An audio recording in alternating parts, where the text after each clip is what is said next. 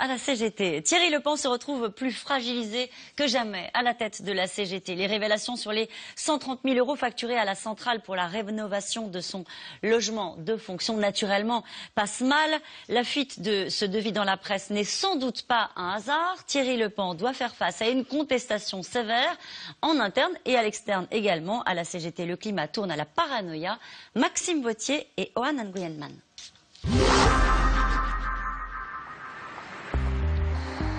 Dans ces bureaux de l'union locale de la CGT ce matin, les rangs sont clairsemés, mais ceux qui sont là comme Richard Delumbé font front et éloignent d'un revers de main la polémique qui enfle.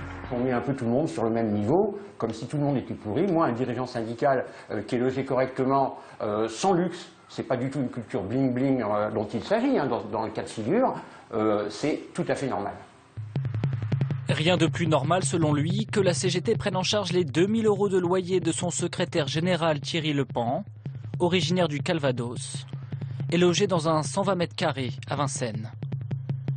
Plus anormal peut-être, le montant de la facture des travaux de rénovation de ce pied-à-terre publié par le Canard enchaîné. Près de 130 000 € à la charge du syndicat. Une lourde dépense supplémentaire qui fait grimper le coût réel à plus de 5 000 € mensuels sur les 3 ans de contrat de location. Une fuite orchestrée. Il y a quelques jours, le devis est envoyé anonymement à toutes les fédérations de la CGT. La cabale médiatique était lancée et la question du timing posée.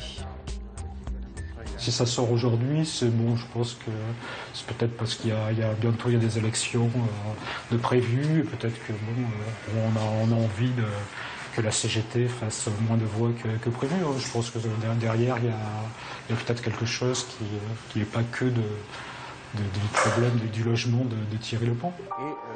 Une attaque pour plomber la campagne de la CGT à la lutte avec d'autres syndicats sur les élections professionnelles du 4 décembre prochain, peut-être, mais difficile d'exclure une boule puante interne, tant les divergences et les points de vue sont nombreux au sein même de la CGT. Il y a des problèmes, il y a un problème qui ne tient pas à Thierry Lepant, mais qui fait qu'il y a des débats totalement légitimes. Je considère qu'il y a des critiques à faire, bien sûr, à la direction confédérale, mais c'est certainement pas une question d'homme.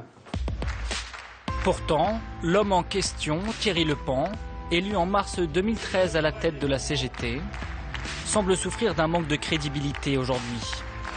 Choisi par l'emblématique Bernard Thibault, Thierry Lepant n'a peut-être pas encore réussi à rassurer sa base de militants. Jugé comme étant trop versatile, imprévisible, le secrétaire général n'a jusqu'à maintenant pas su dicter ses choix et mettre ses équipes au pas.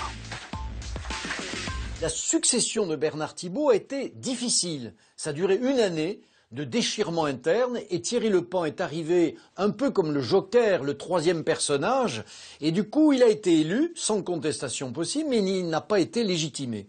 Ajoutons à cela que depuis 1 an et demi, Thierry Lepant a du mal à s'imposer dans l'appareil, à installer un appareil à l'écoute et en contrôle de la base. On l'a vu encore récemment dans les conflits à la SNCF en juin, où la base n'a pas suivi les orientations suggérées par la fédération et par la confédération. Contesté en interne, jugé peu fiable par les partenaires sociaux et a compris, Thierry Lepant, qui vient d'annoncer sa candidature à sa réélection en 2016, vient là de subir son premier règlement de compte, mais peut-être pas son dernier.